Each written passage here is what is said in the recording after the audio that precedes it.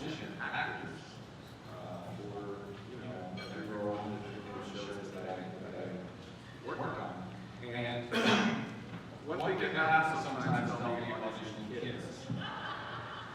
And some kid women, 8 and 9 years old, and they will have. Is this better? Yeah. Thank you. So one of the things I do in my job is audition children and teens, and they'll come in, and occasionally there's one of them that just seems to have more talent, more self-possession, more confidence, more comfort in their own skin.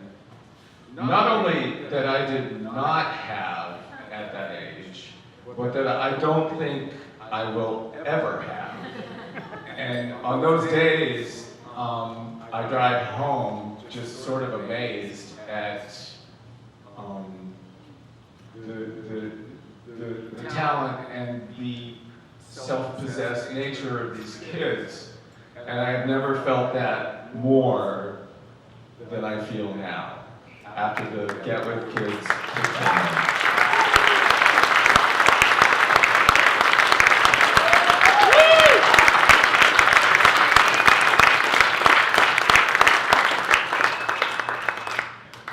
When I was 4, my parents took me to see the Disney animated movie 101 Dalmatians, and I became obsessed with it. Later, they bought me an illustrated book based on the movie, and I insisted my mother read to me from it every night. And over time, I memorized the story, and I started to associate the words with the letters on the page. This is how I learned to read. Soon I was reading aloud from the newspaper for guests and relatives. When I was younger, we didn't have the internet or cell phones or personal computers. This was in the late 19th century. And Facebook, Twitter, Instagram, these were things no one could imagine. We did have television, and I watched my fair share of it. But back then, there were only 3 channels. So I read constantly. Classic novels, cheesy paperback books, comic books, encyclopedias, anything I could get my hands on. And I became very familiar with the intimate relationship one has with a book when reading it. It's just you and the words. Your imagination pictures the world, characters, and those pictures. Hello. And those pictures belong only to you.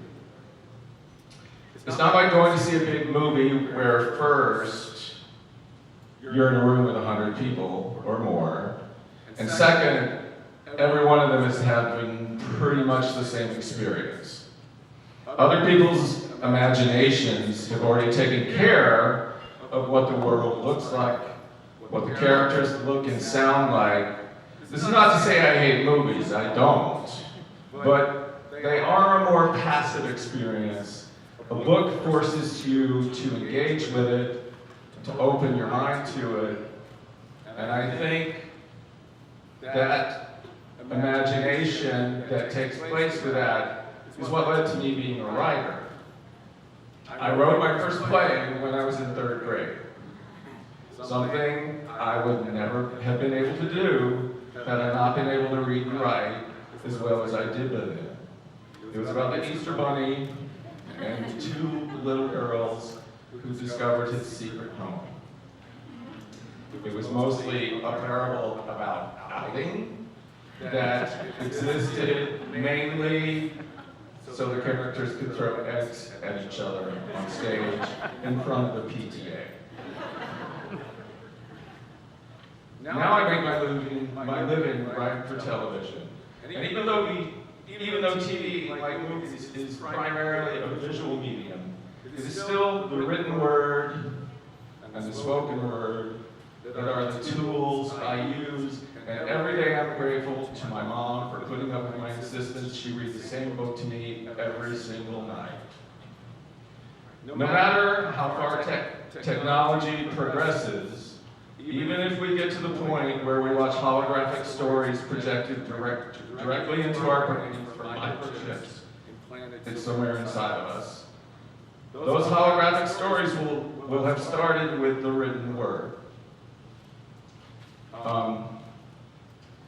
This is why an organization like GetVet is so important. It opens a doorway for these kids into a world that is larger than they could have imagined.